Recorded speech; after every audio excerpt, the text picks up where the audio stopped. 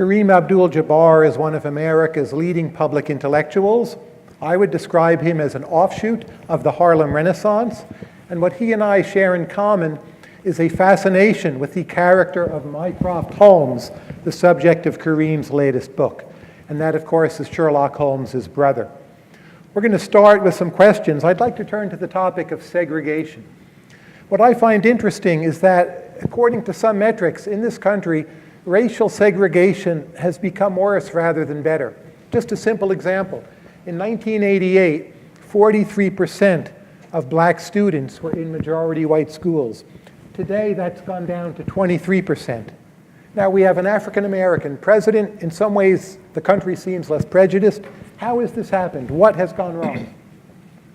My opinion on that is the fact that the Voting Rights Act and the Civil Rights Act led to other acts that tried as hard as they could to eliminate segregation in housing, the practice of redlining and those types of things where blacks and other minorities were denied access to neighborhoods that had been all white. So now that we've dealt with that situation changing for a good 30 years or so, all of the, well, I say the majority of the housing patterns that have developed from that is what we used to call de facto segregation. Right. People moving to where they want to move and living with the people that they want to live with. And maybe, and this is just a maybe, but I think it's pretty accurate, maybe that has caused another round of de facto segregation where people now are living where they want to live, but the racial makeup of the neighborhood or the composition of the neighborhood is still quite similar to when segregation was the law and people didn't self-segregate. So I think that's what it's all about. So I'm an economist, as you may know, and I've wondered if we shouldn't entertain the idea of making building easier to do in cities such as San Francisco, in essence to deregulate high-density residential construction and get a lot more mixing in school districts. Does that make sense to you? Yes, it could if you can enforce it. The trick is always in enforcement. People pay lip service to an ideal, and then the reality of it ends up being a little bit short, and we're still disappointed. Now, let me ask you another question about this new segregation. You may not be able to tell just by looking at me, but I actually grew up as a nerdy white guy. So I can look at the numbers and see the same problem that you see. But in terms of a feel for how the new segregation has developed, due to your different life experience, what do you think it is that you grasp that maybe I can read about but don't fully intuitively get and that you could explain to us? Do you see what I'm asking? Are you asking about the way the way it actually works and feels, something that's not in the numbers, but that you understand better than I do because you have a different and in some ways deeper, richer, longer life experience? Well, I would think that the fact that as a black American, I can go and buy a home in any neighborhood that I can afford to move into and the law is going to back me, I think that is a big factor in all of this.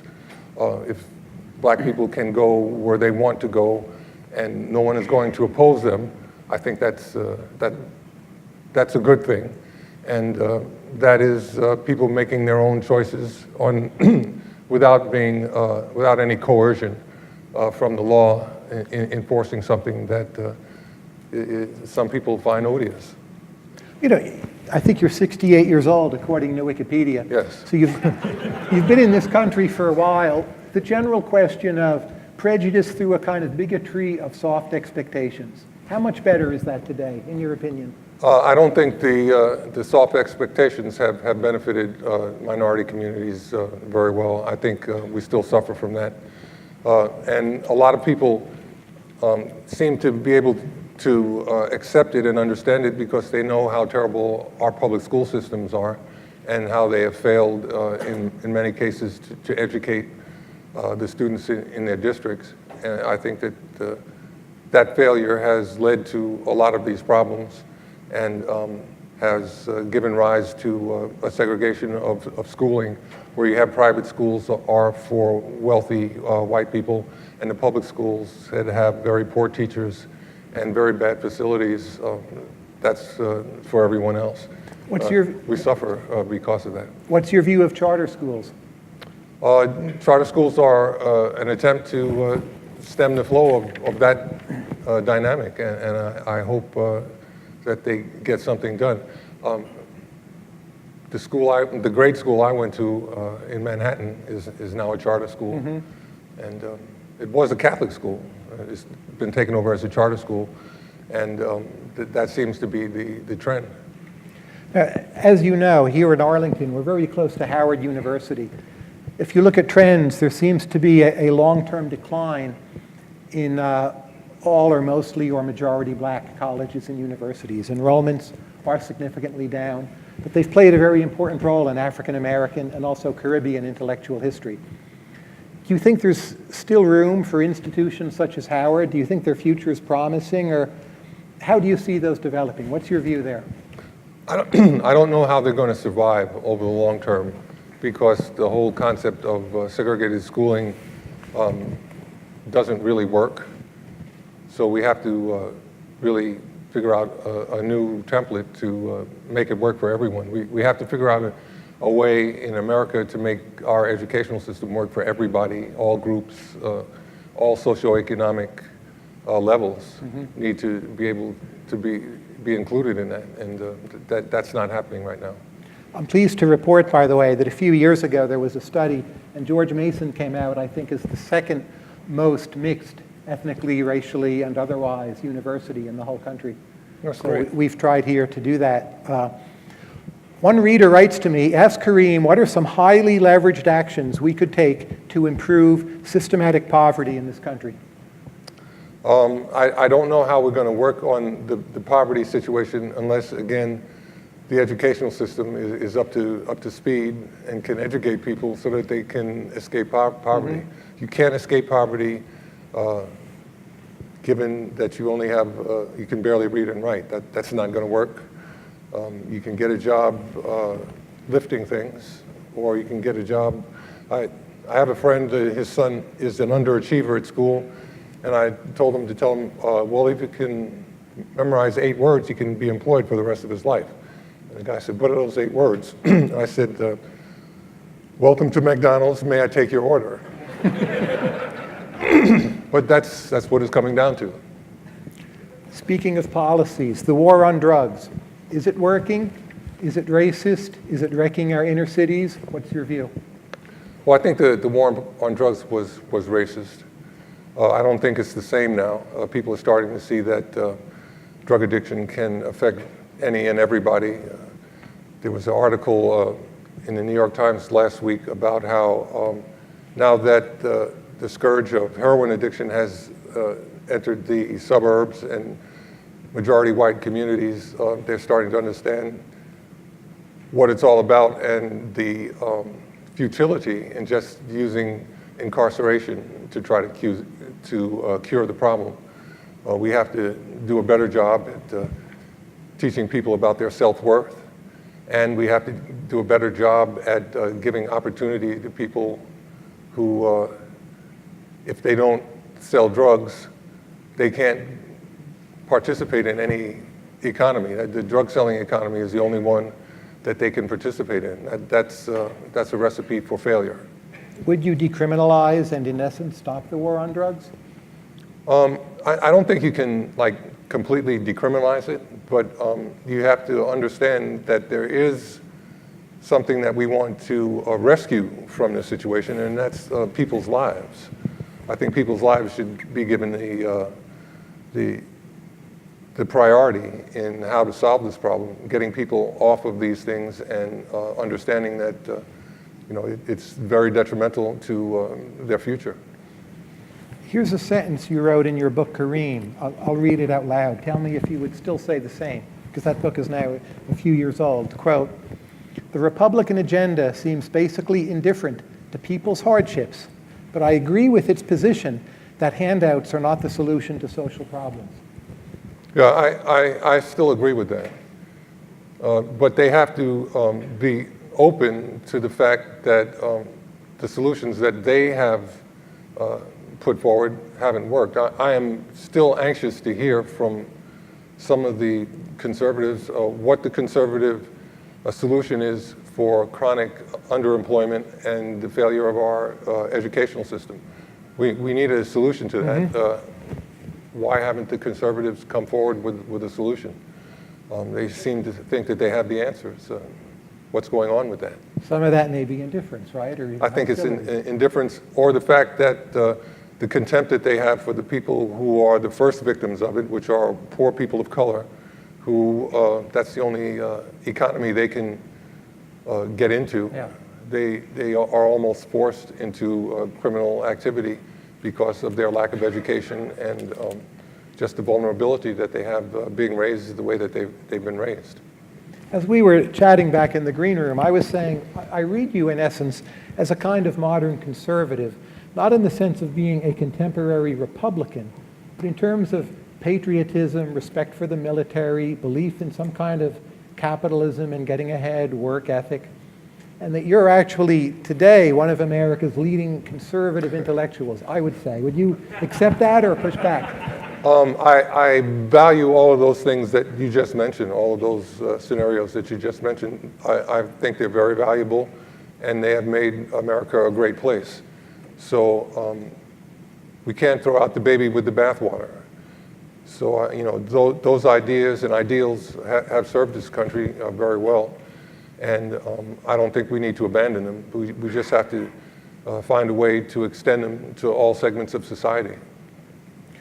Two thinkers I want to bring up who share some biographical commonalities with you, but came out in very different points. So Amiri Baraka, right? Originally Leroy Jones. He converted to Islam, was an intellectual, a great poet, extremely talented, like you, very much a polymath. But he stayed very radically left. He had a black nationalist period. He had a communist period. Went through a lot of transformations, but no one would really describe him as any kind of conservative. Now you, like Baraka, converted to Islam, but have a very different point of view. Now what accounts for that difference in the two of you? And I believe you knew him even. Yeah, I did know Mary. I think the difference is I believe in what happened in Europe during what they called the Enlightenment. Mm-hmm. That needs to happen to black Americans. Absolutely, a type of enlightenment where they understand, get a grasp of what is afflicting them and what the cures are. I think that the American model is the best in the world, but in order to get everybody involved in it, we have to have it open to everyone, and that hasn't always been the case. Open to far less segregation. Yeah, very with less attitudes. segregation, yeah. And just the whole concept of trying to get the best and the brightest, get them the best education that we can so that they can do what they want within their power to continue to make America the great place that it is. Now, when I prepare for these talks, I do some background reading. Some of the reading I did for this. I read biographies or works on Charles Barkley, Magic Johnson, Jackie Robinson, early on, he even endorsed Richard Nixon, which later he regretted. He learned Nixon was a liar and a fraud, but that he even had that inclination. Arthur Ashe, yourself. And I wondered if there isn't a pattern where African American athletes are, in the way that you are, actually somewhat conservative. If I compare that to African American intellectuals, people like Cornel West, they seem to be more radical. On average, and whether you would agree with that characterization, and if so, what do you think accounts for it? Well, I think people like Cornel West, I wouldn't necessarily say that they were radical, but they keep having to deal with the failure of any sincere efforts by the people in power in this country to do something meaningful about these problems that we've been talking about. They just try to, the people who can do something about it just want to serve their communities and just let everyone else suffer.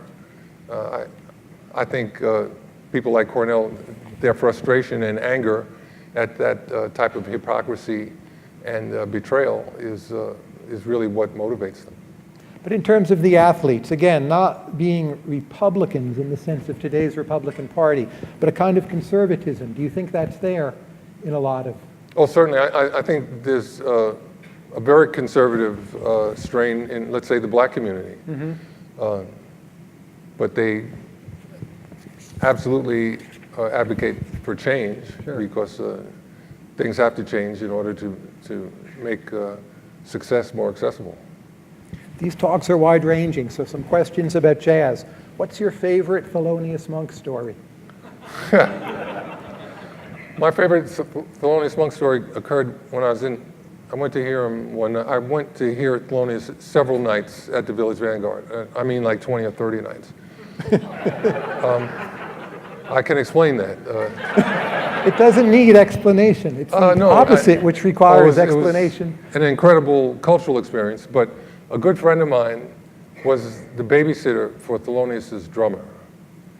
So one night he had a hot date. He said, Kareem, you got to stand in for me and babysit Corey Riley, who was Ben Riley's drummer. So I said, okay, I'll do that. I went and did it, and Ben's wife came home. She didn't know me. She was like, but she knew who I was.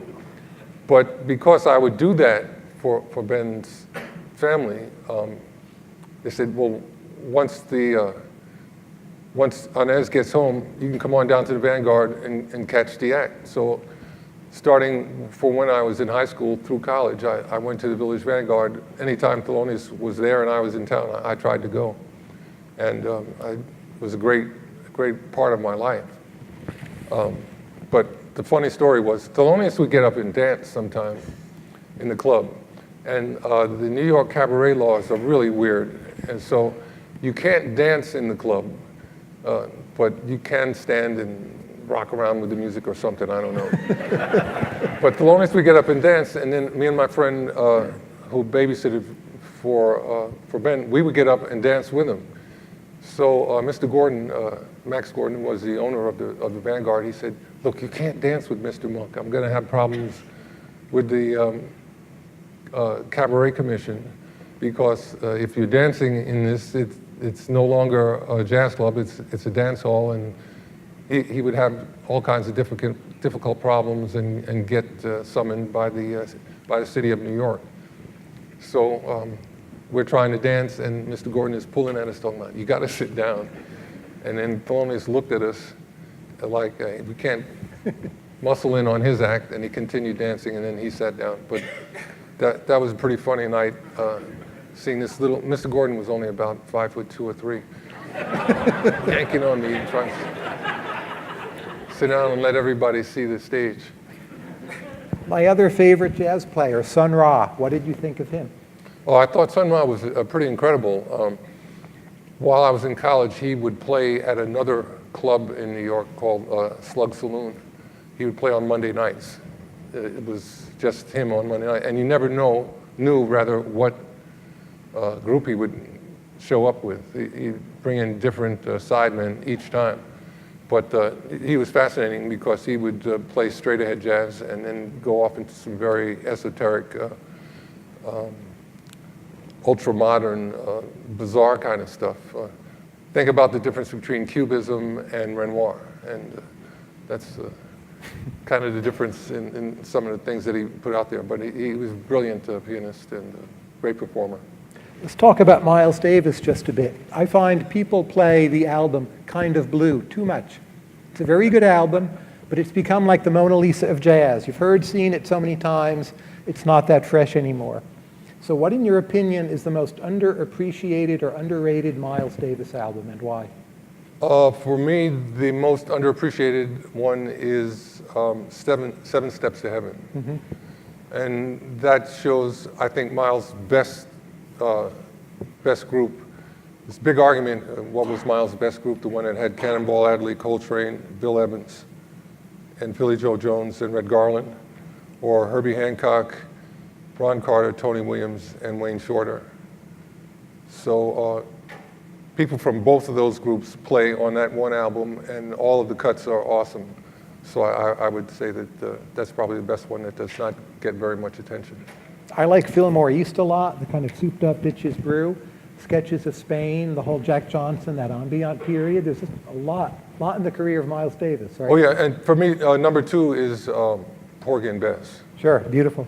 That is incredible, and I think just the whole collaboration of the Gershwins and other people of their ilk with the Harlem Renaissance. Very interesting. If you read the stories of the Gershwins and their good friend Fats Waller, lots of laughs, and Fats had to go to jail a couple of times for some of the things that he did. For example, he would sell. Fats Waller was a great pianist and songwriter. He would sell if he would get a good song, he would sell it to one publishing company, and then later on that afternoon sell it to another publishing company, and then 2 days after that go find some other publishing companies to sell it to. And he ended up in the Hooskow for that. But Fats had a very interesting life. Today, are jazz and rap merging into something useful, or is jazz just dead? Where is this all heading? I know for a fact that jazz isn't dead because it has taken on around the world.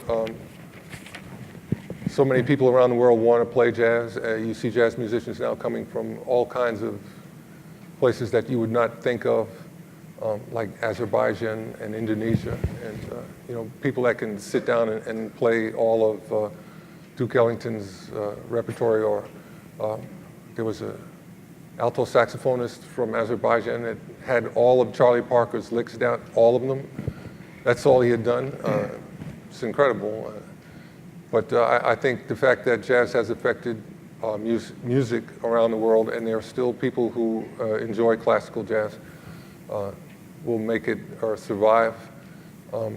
The whole idea of prophets being strangers in their own country, I think is more or less what has happened to jazz. But I don't think it's dead. I wouldn't use that term.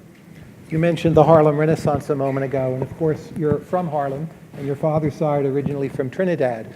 But if we think to the Harlem Renaissance, a lot of people know Langston Hughes, Zora Neale Hurston, but the lesser-known figures. You've written a great book on the Harlem Renaissance. As the years pass, of the lesser-known figures, who sticks with you as most underappreciated or passing a test of time, or one that deserves an extra plug from Kareem Abdul Jabbar today? The one that I enjoyed the most was Chester Himes, who wrote these crazy detective novels, but so enjoyable about people that he felt were typified people in Harlem. So if any of you saw the movie Cotton Comes to Harlem, that was written, the original novel was written by Chester Himes.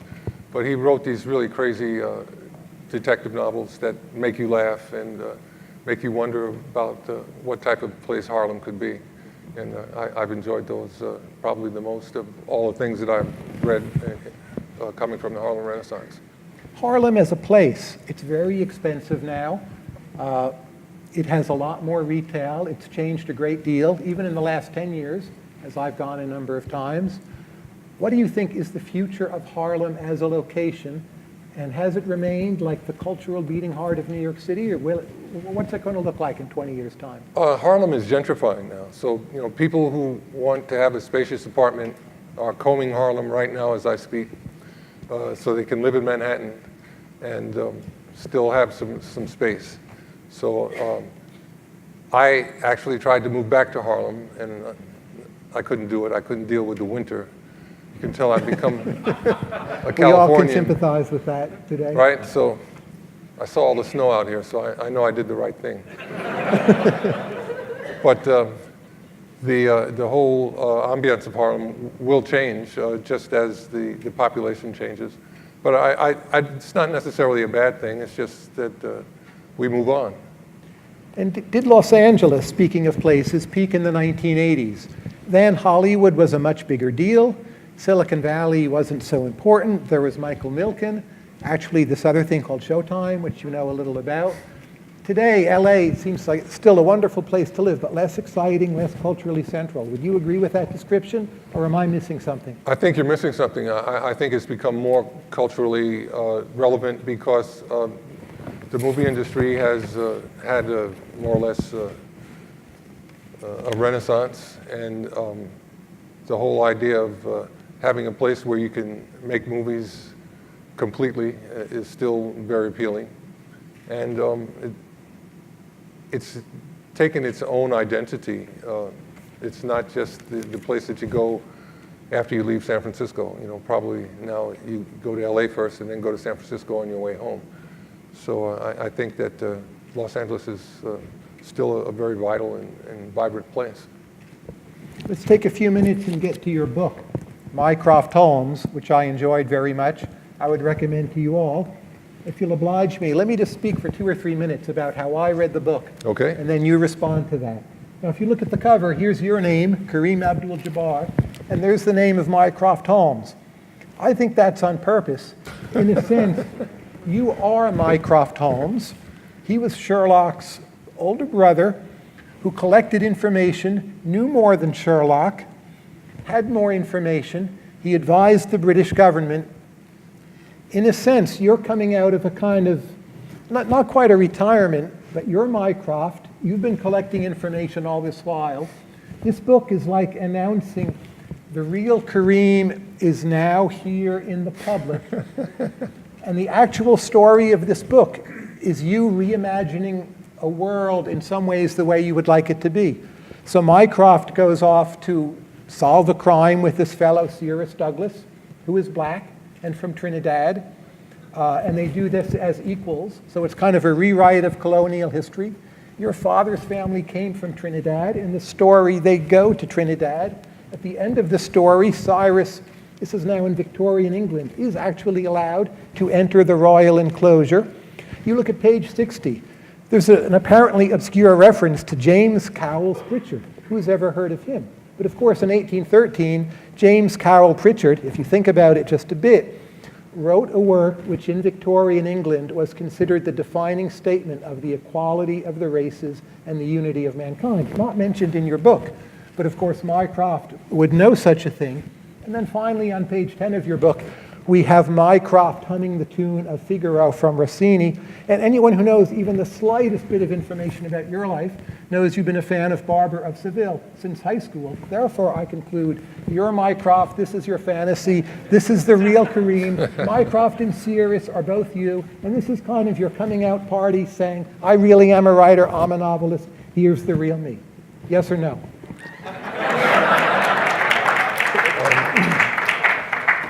Where do I begin?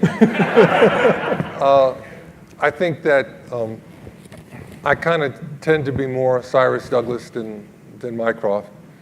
And just my vision of their interaction is the fact that there was a lot of value in the colonies that the Victorian British did not appreciate. And in forming his friendship with Cyrus Douglas, Mycroft actually gets a glimpse at how the British colonial system has affected people, and for the good and the bad. And he has the courage to develop a friendship with a black person, which was frowned upon really by the British. But he can see obviously that it has no value, that gold is where you find it, and gold in people is where you find it. So I think that's why their friendship is so strong, because Mycroft appreciates the fact that Cyrus is a good person with a good moral center, and he accommodates him as a friend because of that. And you know, Mycroft being not necessarily well-to-do, but a British citizen with all of the wonderful parts of his life are coming up. He's just recently graduated from Cambridge, and he has a beautiful fiancée, and he has a great job with the British Foreign Office, who has found him to be a very capable administrator, and it's all looking up for him. And then things start to happen. I can't tell you about that. You have to buy the book. But it's a very deep book. There's much more in here, I think, than reviewers are picking up on. That's one point I'd like to stress. Cool. Now, we have a segment of these chats. It's called Overrated, Underrated. I go through some names. You tell me if you think they're overrated or underrated, and if so, why. Okay. First one, Jean Le Carré. Overrated or underrated? I think John le Carré, all the credit he gets, he deserves. He's an incredible author, and just his understanding of the Cold War enabled him to write these wonderful novels. I've read most of these in the 70s and 80s, starting with, well, when I was in high school, we read The Spy Who Came In From the Cold, and then as an adult, I've read everything that he's written just about. Really, he doesn't get enough credit, I think. And John le Carré actually was an operative for British intelligence. He worked in Germany, and he was betrayed by Kim Philby, who was the mole in the, if you read Tinker Tailor Soldier Spy, you know that there was a mole in the British Foreign Service. That actually happened, and John le Carré his group was compromised by that, and they had to disappear out of Berlin and get back to England. Philby did a lot of damage to their network of espionage and intelligence people. Michael Jackson, not the man, but the music. Oh, I think Michael Jackson certainly deserves all the credit he got. He was an incredible performer. I knew Michael, not very well, but I knew Michael. On Sundays, a good friend of mine would take them to do normal things. You know, like their dad was the typical stage dad from hell who just wanted them to work and make all this money.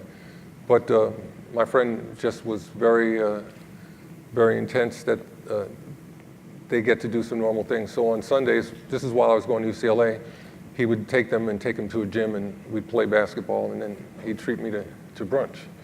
So it was a good deal for me, and I got to know the Jacksons, great kids. It's really tragic about Michael, but he certainly deserved all the credit he got. We know how close you were with Bruce Lee, but what about Jackie Chan? Jackie Chan has done a great job. I think he's an incredible actor. I think he has really continued the tradition of Bruce Lee in another way, in that he has continued to make the martial arts popular and have kids realize that they too can be close to superheroes. You know.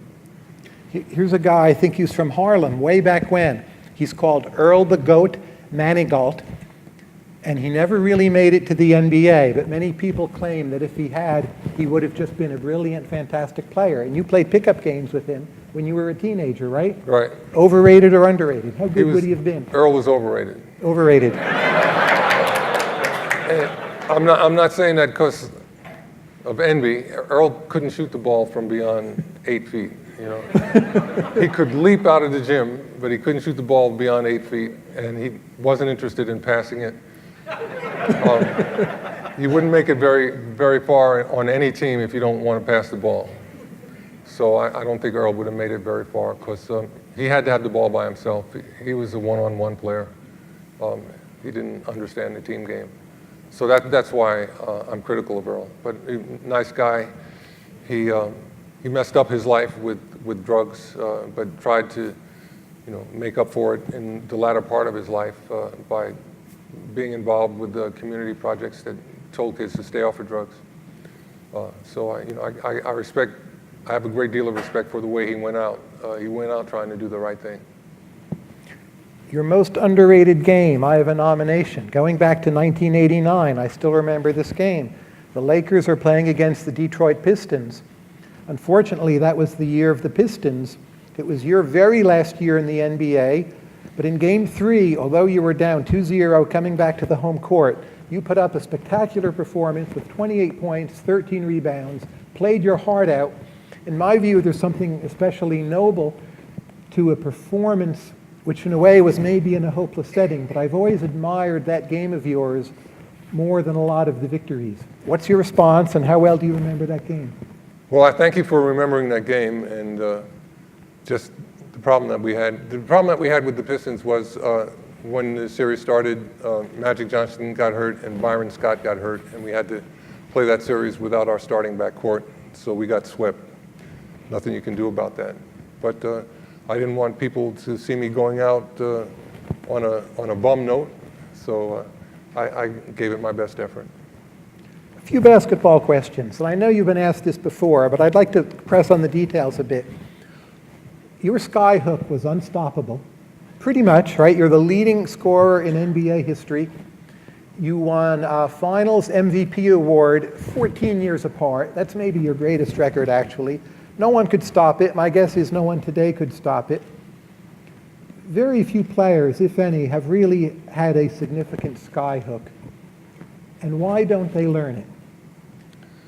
The reason that young kids today don't learn how to shoot hook shots is because everybody is so enamored with the three-point shot. So the kids, they don't want 2 points. They don't want to work with their back to the basket. That's not cool. They want to go out there in the stratosphere and shoot three-pointers. I didn't think that worked for the longest time. That did not work as solid basketball strategy. But now, when we have a time, when you have people like Stephen Curry, who can shoot the ball, he can, I've never seen anybody shoot like that. I'll give you an explanation. They showed Stephen shooting 100 three-point shots in practice. He made 92 out of 100 from the three-point arc, including 77 in a row. This is just practicing, right? So anybody that can shoot like that is on a different plane from all the guys that I played against and the people that I saw when I first started watching the game in 1960. I never seen anybody shoot the ball like that. And if that is the coming talent level of NBA players, they're going to be forgetting a lot about the guys that played in my era and the earlier eras of the NBA, because the talent level of the guys playing now has really risen. But they're not teaching the young kids how to score in the paint with their back to the basket, and therefore they don't.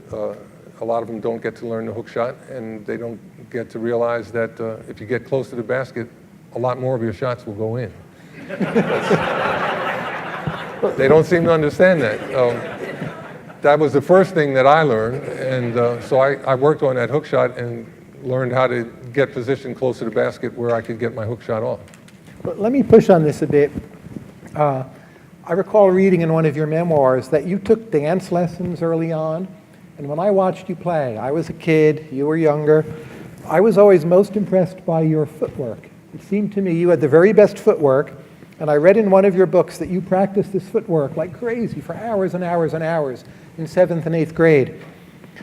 So there's a lot of big guys who aren't going to shoot three-pointers no matter what. I mean, could the real answer be that your footwork was so good and you learned it so early? It's just hard to do. People are doing slam dunk and other things, and you had this graceful footwork, and you combined that in this coordinated fashion with the reach, the angle, everything, and it's just so hard to put that whole package together. It's not hard to put the package together, but you have to want to put it together. These guys that are playing today, they don't want to. It takes too much time. They get pushed. They don't like that. They want to be out there in the stratosphere shooting three-pointers. And it's wonderful. A lot of the games now deteriorate into a three-point shooting contest. And it's really made a lot of people start to criticize the game because, just the other night, Kobe shot like 4 for 18 from three-point range. And that was one of his better nights for this year, right? Right. And the fans aren't going to continue to enjoy that, but you got someone like Stephen Curry who can shoot close to 50% from three-point range. That ends up being an advantage for his team. So. And do you blame the economic incentives behind the culture of celebrity, or is it more of a moral failing, or some mix of the two? I think it has to do with just lotto fever. People want as much as they can get for as little effort. So a three-point shot is worth more. It's worth 50% more than a shot from inside the three-point arc. There can be a strategy that says if you got people that can make those shots, it's going to work to your advantage. You gave some instruction to Joakim Noah over the last year. He's injured right now, I believe. Did you try to suggest he learn a skyhook? I tried to show Joakim the skyhook. He wasn't interested. But I did show him some things that he could do defensively and how to help his team. And the next season after I worked with him, he won Defensive Player of the Year. So I know I had some impact, and he thanked me, and I thank him for giving me the opportunity.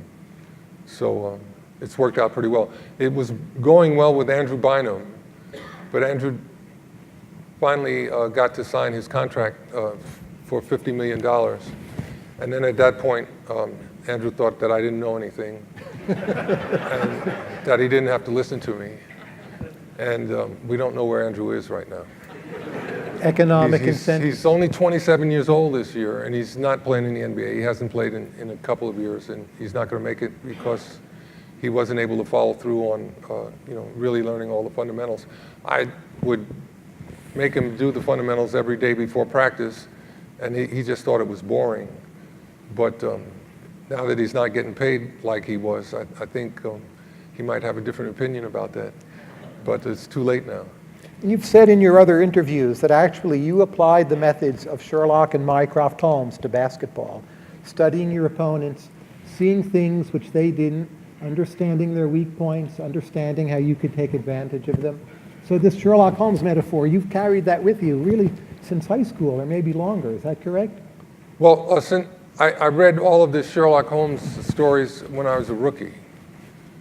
Rookie in the NBA. Rookie in the NBA. So, I realized that my power of observation could maybe enable me to get some knowledge that other people might miss out on, and I paid attention.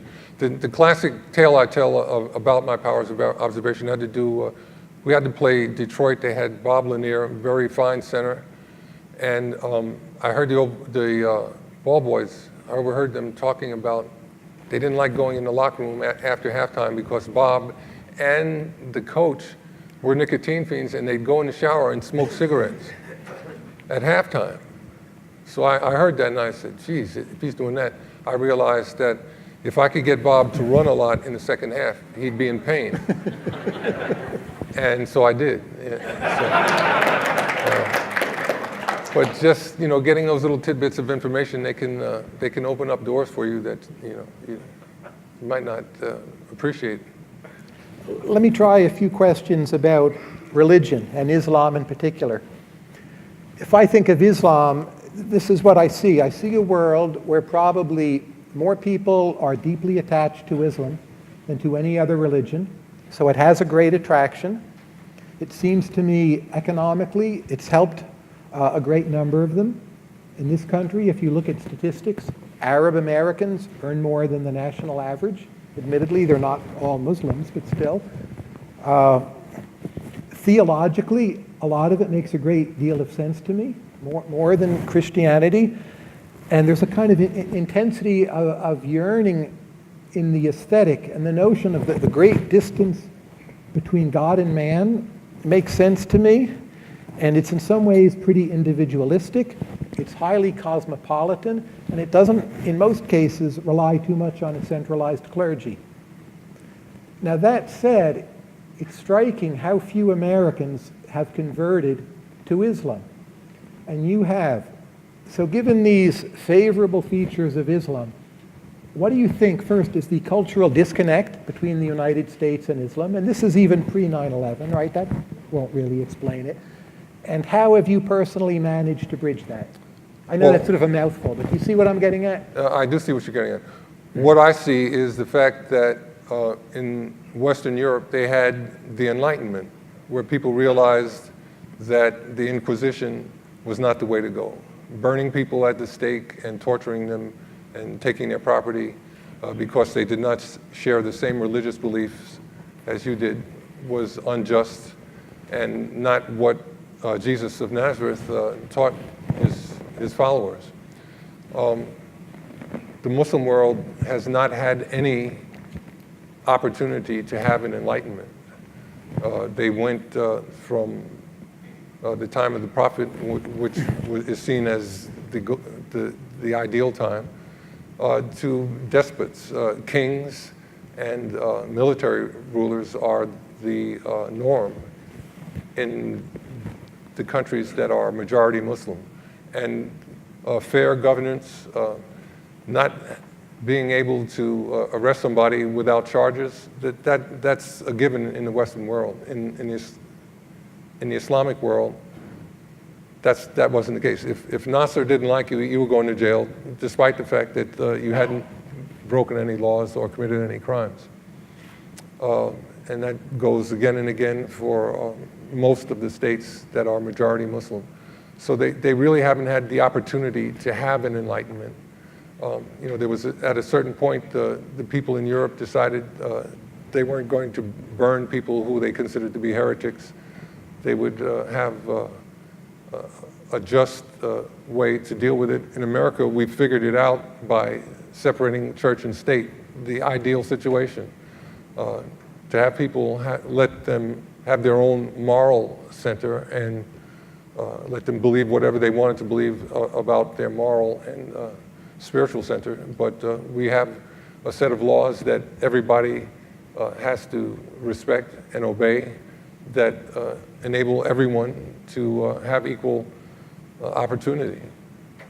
So your vision of Islam has separation of church and state as an ideal? It would. And if we ask the kind of political economy question, and this is my worry, and I hope I'm not, there's so many incorrect or just lies said in the media. If I look at even Muslim democracies around the world, like take Malaysia, Bangladesh, Indonesia, which are not hotbeds of terror or, they're what you'd call normal countries. But there seems to be some problem they've had separating state and religion. And do you think there's a tension between the doctrines of Islam themselves and the desire to separate state and religion? Oh, no, I think that has to do with the distribution of wealth. Yeah. All those countries that you mentioned have a lot of mineral wealth, oil mainly, but some other mineral wealth.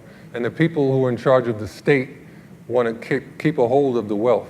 They don't necessarily care about the morality or the laws. They just want to keep control of the wealth. So the man who ruled Indonesia for so long, Suharto, he had billions in the bank. And this is just, this corruption is endemic in the Islamic world. And the people in charge in the Islamic world say, well, we try to rule justly, but it's not. The family of the ruling party or the ruling clique, whatever it is, they get the priority on goods, services, and resources. Everybody else can go to hell. And that is really what the problem is in the Islamic world. This isn't a real democratic distribution of wealth, and there isn't a real equality of opportunity.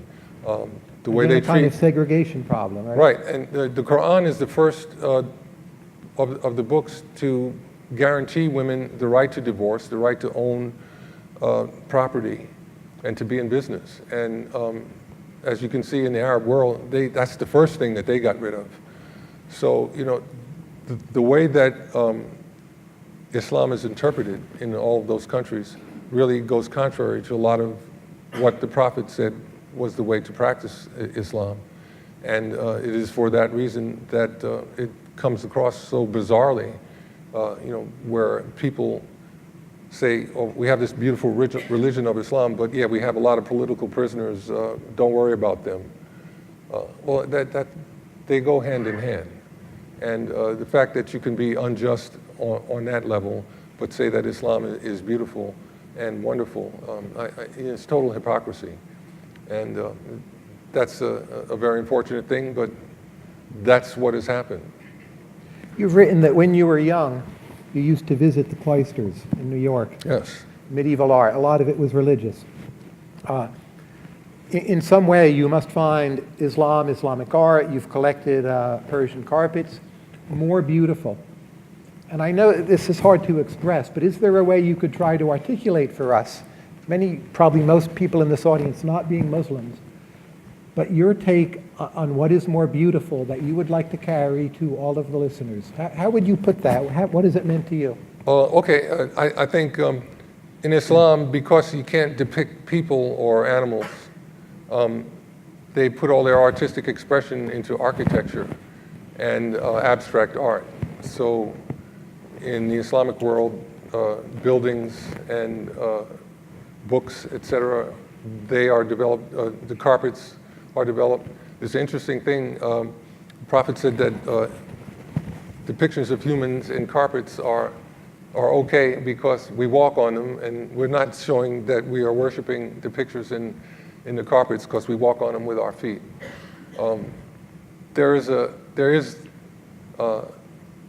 leeway there and ways of interpreting what the Prophet had to say in ways that are logical and make sense for a modern society. But because of the corruption that I talked about earlier, the people who rule in the Islamic world, they don't care about that. They just want to hold on to political and military power and all the money. And that type of corruption has led to the really bizarre and undemocratic states that we see that populate the Muslim world. Are you a long-term optimist about this situation? I was, as a young man, I was very optimistic about it. I'm not that optimistic about it now. It seems to be entrenched. Look at what's happening in Syria. The Assad family, they're not going to give up power. The only way that they will be removed from power is through military means. And that's not the way things are supposed to be going. But put aside the Middle East, obviously huge problems. Indonesia, Bangladesh, Pakistan, India, Nigeria for that matter, have a pretty big share of the world's Muslims. Yeah. They have their share of problems, but they don't have those problems, right? Are you an optimist about those countries and the role of Islam in helping those countries develop constructively? I'm more optimistic about those countries because they have a history of dealing with a lot of diverse beliefs. In Nigeria, you have people who worship idols and stuff, and you have Muslims, but they get along together. They don't say, well, geez, you don't think, well, like I think I got to kill you. Until it's Boko Haram, these are, again, terrorists. But I think that it will continue to be like that. The one country that I saw after the, what they call it, the Arab Spring, Tunisia. And Tunisia has managed to make a move to democracy that's for real. Yeah. And wow, that's the only country that made it that far. But you notice they don't have a lot of oil. Sure. So it's not, they're not trying to plot on each other. Next door at Libya, it's insane, you know, and just greed and avarice have really affected their mindset to the point where they can't do anything rational. If there's an Islamic enlightenment in our future, do you think it will come from the US and the UK, or from where? I think it will come from the West. It won't come from the places that I mentioned that are run by despots. And what do you think, most generally, is the role of American or British Muslims in the Islamic world with respect to that? And how do you view your own work and commentary into that? I think it's our job to show what Islam actually is. And I'm happy about certain things that happen. I'm just talking about Southern California now, but a number of the Islamic organizations have gotten together. They've gone on drives for charity, and they've opened up homeless shelters and done things to show that they care about America and they can appreciate the way America functions, and it's okay with them. As a Muslim, we have to show that we can get along with everybody, and that's not happening, unfortunately, in the other parts of the world. But here in America and Great Britain, as you mentioned, they can see how democracy works and see that it can work. I was cultural ambassador for Secretary of State Clinton, and they sent me to Brazil. And the people in Brazil were amazed that Barack Obama could be elected president. They said a black American could never be elected president. And we elected Barack Obama president. And that gave them a different idea about what democracy actually could do and achieve there in their country, in Brazil. And Brazil is trying to make an effort to be more inclusive. The wealth is unevenly distributed between whites and black Brazilians. They want to change that. They want to educate the minorities and the black people in Brazil and bring them into the economy, because that will open up society to everybody. So, you know, these concepts aren't necessarily, the problems aren't necessarily exclusively coming from Islamic countries. All over the world, you know, corruption and dishonesty by the ruling parties have made things more difficult. Let me try a question integrating a bit religion and politics. As a Muslim, you must in some ways be a social conservative. I'm not saying the same way Jerry Falwell is, but in some ways, a social conservative. You've in some regard spoken out on behalf of Bernie Sanders, I think mostly on economic issues. At the Democratic Party, it's mostly social liberals. Do you ever just wake up and feel that somehow there is no place you belong intellectually? And is this despairing, liberating, or do you ever have these thoughts? No, I don't have it, because within my own heart, I'm at peace with myself and, you know, how I've lived my life. I've tried to live it morally. But as far as Islamic communities are concerned, we've got work to do. It's pretty simple. But all communities really have work to do. You know, it's not just Muslims. All of us, Muslim, Christian, Jew, or agnostic, we have work to do, because our Constitution and our traditions require that. Other than the movies you're in, which I love, by the way, what's your favorite movie and why? Oh, geez, why would you ask me that? I'm a big movie fan, so just classic movies, The Maltese Falcon. I totally enjoy that. I can continue. Shane, The Shootist, Tinker, Tailor, Soldier, Spy. Mm-hmm. This is all consistent with Chester Himes, too, right? Yes, Yeah. yes. I like reading Cotton Comes to Harlem. I didn't like the movie. That's tough. You'd have to give me like different genres and stuff and let me go through it. But I enjoy movies very much, and hopefully we'll get Mycroft done as a movie. When you're there in Game of Death and you're sitting in that chair, different than this chair, I might add, and Bruce Lee is approaching and you're just sitting there. Of course you remember the scene, but what are you thinking? We got to get the timing right, because we don't want to shoot this again. How long did it take to do that scene? It's about, what, 17 minutes? Of Yeah, sheer perfection. Took us about a day. Took you a day. They work very quickly in Hong Kong. We shot it in Hong Kong, and they work very quickly in Hong Kong because they don't do audio. It was so noisy in Hong Kong during the time that the British ran the place that there was always traffic noise and people in the street 24/7. So they would do the audio portion of any movies that they made would be done in studio with the actors talking into microphones so that they could get all the words to appear on the screen, and then they do the sound effects separately also. And what did Bruce learn having to fight against you? Bruce learned that it's hard finding somebody with long arms. Bruce was what, 5'7", 5'8"? He's 5'8", yeah, about 155 pounds. What did you learn having to fight against Bruce? That there's some very tough guys at 155 pounds. What you learn is just you can't have a preconceived idea of what is perfect, what is ideal for you as a martial artist. You have to go and experience some of the different martial arts and take from them what you can that works for you personally. And I think that is the way people train now. The ultimate fighting really is how Bruce trained very eclectically, taking techniques and ideas from any of the different martial arts and using them. Bruce Lee thought that Sugar Ray Robinson was the best boxer that he ever saw. I'd have to agree with that. So Bruce taught you taught Bruce some things. John Wooden taught you. You've taught Joachim Noah.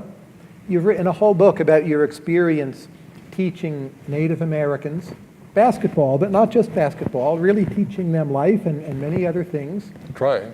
Yeah. So education has been a major theme in your career. You finished UCLA throughout your life, have done very well. What is it you think you've learned about education? We're here at a university that you get and we don't, that you would like to tell us? I don't know. I don't know if I've gotten everything. And I certainly would not have the nerve to think that everybody here doesn't get something that I got. I just try to tell people that knowledge is power. You got to accumulate as much power as you can. So that requires that you go to the library and that you read and experience life in ways that enable you to use that power. If you look back on your life, all the different things you've done, and you had to sum up, what's the underlying unity in all the different phases of your career? Hanging out with jazz musicians as a kid, listening to Rossini, playing with John Wooden, winning so many NBA titles, MVP awards, writing, I think, 11 books, having been in a number of very successful movies, having made a few movies yourself as executive producer and being in them. Other things I haven't mentioned, your Time column, being on Twitter, working with Hillary Clinton. There's actually still much more. But if you had to try to sum all that up in terms of the unity, how that all ties into the Kareem Abdul Jabbar philosophy, how would you put it? I would have to say that I'm stealing this from somebody that I can't remember the quote I'm stealing, but life is short, but it's very wide. So try to get into the width of it and experience as many things as you can, and maybe you'll learn a few things. Kareem, thank you very much. We appreciate it. My pleasure. Yes, question.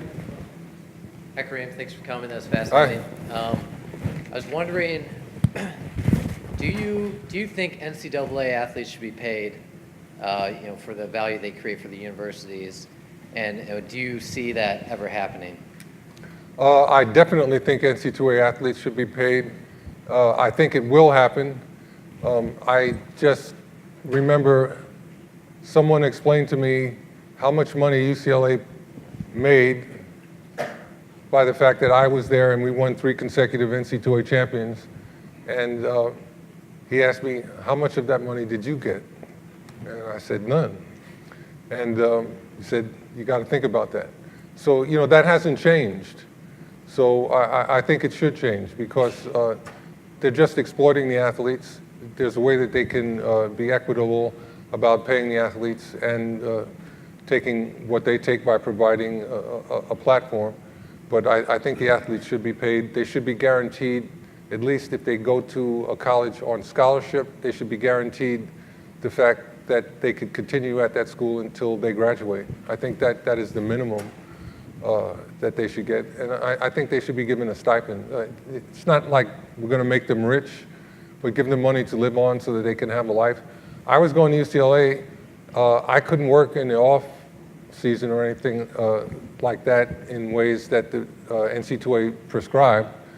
But someone on an academic scholarship or the guys in the band, they could go and work. It wasn't equitable. So I think they should just think about a way to not exploit the athletes and give them the opportunity to be comfortable while they go to college. I will alternate mics. Yes, here. Thank you for your contributions. My question is, has anybody approached you about doing your life story in a movie, since we were talking about movies earlier? We just in November on HBO, a documentary on my life story was done. It's called Kareem, A Minority of One. So you can go on HBO online and you can see it. It's been done already. Yes, over here. Thanks a lot, Mr. Abdul Jabbar, and thank you especially for portions of your collection that thank you, damn mic stand, that made its way to Schoenberg more than a dozen or so years ago. I thoroughly appreciate it. Assuming it's been asked already, pardon me, I came through hell and high snow to get here. How does it feel to be on the verge of being noted more for being a historian and an archivist of AFAM material than a legendary NBA player. Thanks. Well, I'm very pleased that I've been able to be successful in a way that enables me to be considered in the way that you just mentioned, that people would see me as a historian and commentator on life here in America. But that's why I went to UCLA, really, to get my education, to have that foundation in my life. So it's the reason that I went to college, and I guess that's the reason why I'm here tonight. Thank you for your question. Thank you. Next. Yes, can you tell us about your relationship with Coach John Wooden and how it changed in later years, if it did? Well, I can't give Coach Wooden enough credit for the example that he set in terms of integrity and just living a moral life. He was totally committed to his Christian faith and to teaching young men about basketball that would enable them to learn about how to be good citizens. He wanted us to be good citizens. He wanted us to be good parents. He wanted us to be good husbands and get our degrees. And that was his primary focus. If you go to all of the NC2A Division I coaches today, many of them would give up an arm, a leg, or a favorite child to win the NC2A tournament. I'm convinced of that, definitely. But Coach wasn't into that. His primary focus was that we learn a few things, and then if we did well in the NC2A tournament, that was okay.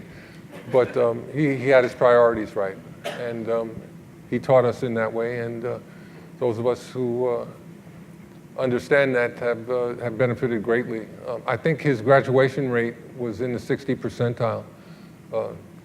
60% of the guys that played for Coach Wooden got their degrees and graduated from UCLA. That's pretty amazing. The average for most Division I colleges is, in the single digits. Yes.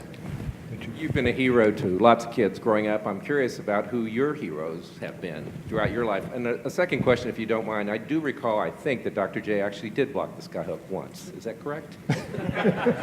No, Dr. J didn't do that. He did his own thing, where he didn't come back down and touch the ground for what seemed to be an inordinate length of time. But no, Dr. J didn't shoot the skyhook. But what was the first part of your question? Who have your heroes been? I'm sorry? Your hero. Who have your My heroes? heroes. My heroes, Jackie Robinson, Joe Louis, Wild Bill Hickok, and W.E.B. Du Bois, Malcolm X, Dr. King. Next question. Thank you very much for being here, and thank you for bringing up Game of Death, one of my favorite movies of all time. My question is if you could tell me a little bit about your friendship with Bruce Lee. And a second question, Bruce is only able to beat you because of a weakness you had in the movie. In a fair fight, do you think you could take him? Well, in a fair fight, I wouldn't have any issues with Bruce, so I don't think we would ever get to a fair fight. I gave him a lot of problems when we worked out because my arms were so long and I was agile enough to move and avoid him a little bit. So we never had any arguments that would engender a fair fight. So thank goodness for that.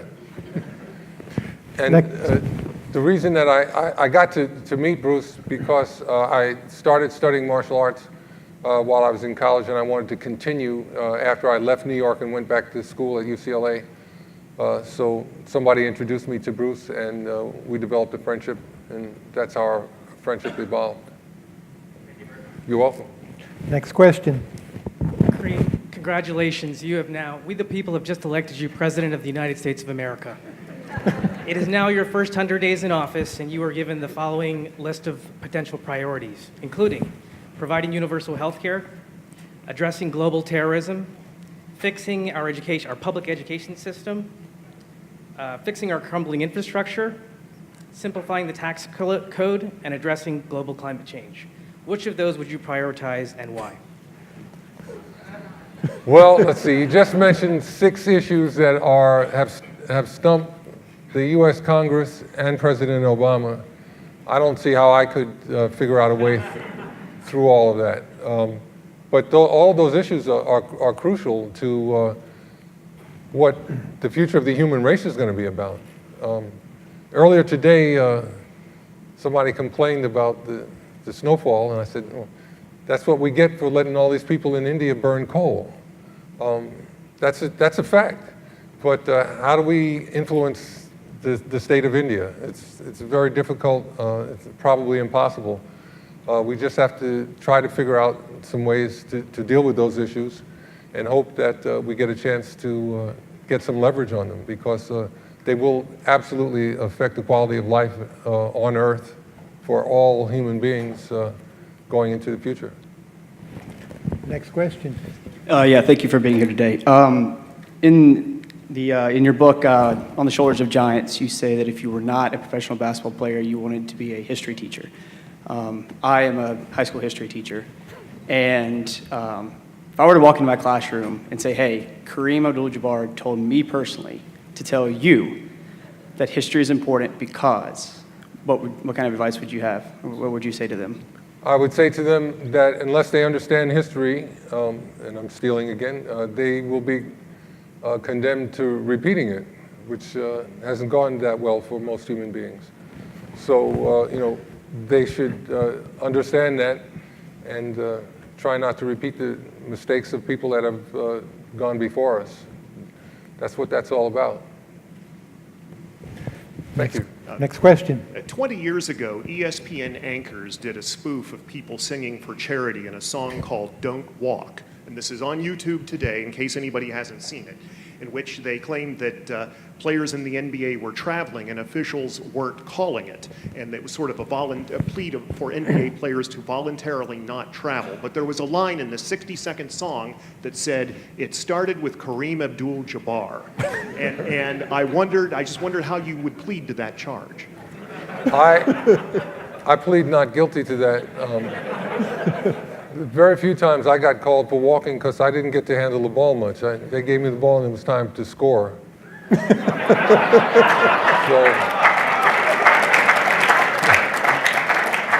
as far as my assignment was to score. I am the all-time leading scorer of the NBA. So I think I got my job done anyway. They didn't count blocked shots until 1987, but I wonder how many you would have. It was 1973. 73, 73. I missed my first 4 years in the NBA, they didn't count block shots as a statistic. Yeah. But they missed all of Bill Russell's. They missed 4 years of mine. They missed all of Bill Russell's, and he dominated the league. They won 11 NBA championships in 13 years with Bill Russell at center, and we don't know how many shots he blocked, but he dominated the game. There's a thing on YouTube, it's called Block Art Bill Russell. If you go to YouTube, Block Art Bill Russell, you'll see he just terrorized the league. No one could shoot near the basket. He would block their shots near the basket and get all the defensive rebounds. He was a very superior rebound and pass it out for the Celtic fast break, which was the way they primarily attacked the rest of the league. And of his 13 years in the NBA, they only didn't win the World Championship only twice, 11 World Championships and 2 losses. So I think Bill Russell certainly is not acknowledged by what he did because of the way they kept statistics.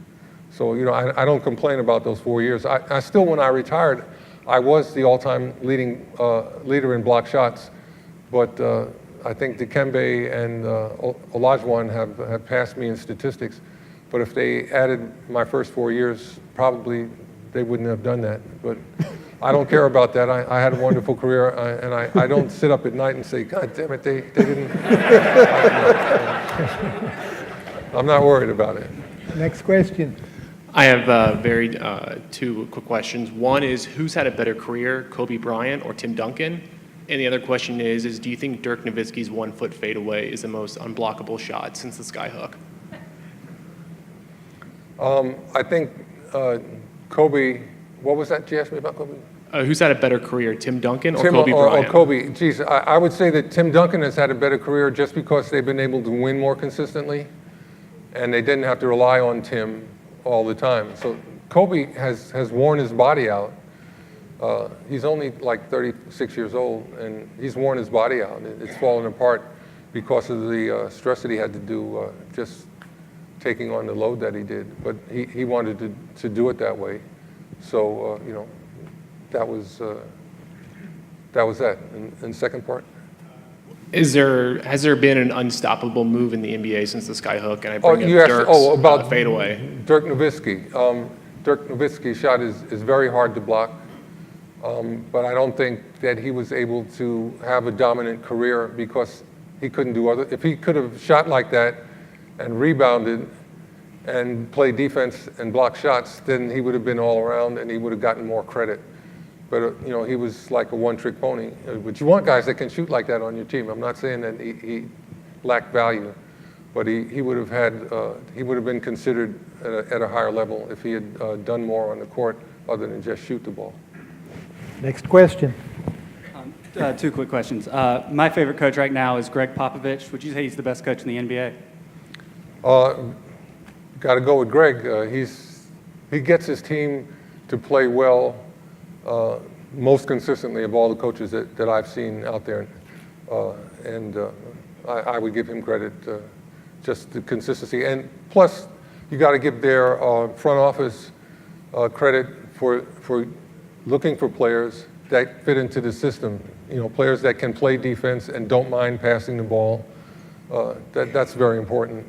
And if you can't get players that have that attitude, it takes a while before they can buy into the team concept. Second, I was just wondering, what are your thoughts on affirmative action, how it started, how it's progressed since then, and would you keep it going today? I think affirmative action has done a lot of good. It's been abused sometimes, but for the most part, it has done good, especially for minorities and women. It's given them the opportunity to get a foot in the door. I think people who don't like to compete against minorities and women do the complaining because prior to that point, they had priority. So now that the gates are wide open for anybody who can be successful, people want to try to eliminate women and minorities just because they feel that they're missing out on something. But I don't agree with that. Thank you. Next question. Yeah, Wooden produced a lot of great basketball players at UCLA, obviously, but it would seem to me that not very many of those great players went on to be great coaches. Do you agree with that, and can you offer an explanation? I think that the reason that a whole lot of great coaches haven't come out of UCLA is the guys aren't interested in coaching. The only one I know of that went on to coach is Brad Holland. He played with us in 1980. He ended up coaching at the University of San Diego. But none of the guys have had an interest in coaching. So I don't think you can, there's not much there. You're probably right. I'm thinking that you're right. Yes. Next question. Assalamu alaikum. Wa alaikum salam. I wanted to know whether you ever had the opportunity to meet with Warith Deen Muhammad, and if you had any recollections or impressions that you would share. Meet with who? Warith Deen Muhammad, the heir to the Nation of Islam after the death of Elijah Muhammad, who brought it into Orthodox Islam. No, I haven't. I haven't had a chance to meet with them. Don't know those people.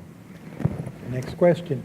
We already addressed paying athletes in the NCAA, but I'm curious what you think about the one and done rule. And as the D-League develops and gets deeper and a more thorough system like baseball's minor league system, is there room to maybe change to, giving kids the option if they want to come straight out of high school again or wait 3 years like the MLB draft does? So what would you do with the one and done rule right now? Do you think maybe in the future there's a better option? Which question do you want me to answer? Well, what do you think of the one and done rule? Do you think that there's a better solution? The one and done rule stinks, okay? It's bad for the game of basketball in college because all the talent doesn't stay there. It's bad for the pro game because the guys coming out of college that have done one and done are arrogant and think that they are prima donnas. Well, they don't think they're prima donnas. They don't realize they are prima donnas. And they expect that they're just going to be handed a job. They come in and try to dominate, and they're not able to do that. So, I don't think it's good for the game or for the individuals. The D-League is a good idea. I think it could all be solved if the Players Association in the NBA raised the age of entry into the NBA to 21. So then that means that some kid in high school isn't thinking, I'm going into the NBA in 2 or 3 years and I'm going to get all this money, because it really corrupts their work ethic and their humility, and it's not good. I just haven't seen anything good come from it. 2 more minutes, 1 more question. Last question, please. Thank you once again for coming, Kareem. We've covered a myriad number of questions, categories. What I'd like to know is, when is the last time you had roti and listened to Mighty Sparrow? Well, Mighty Sparrow is, he's a hero in my house, But I had some roti like last month. I eat roti all the time. But the Jamaican restaurant in LA closed. I got to find another one. But I still sneak around and try and make sure I keep my roots foremost in my sights. Thank you for your question. I'm very happy we closed on Trinidad and the Caribbean. Kareem, thank you again.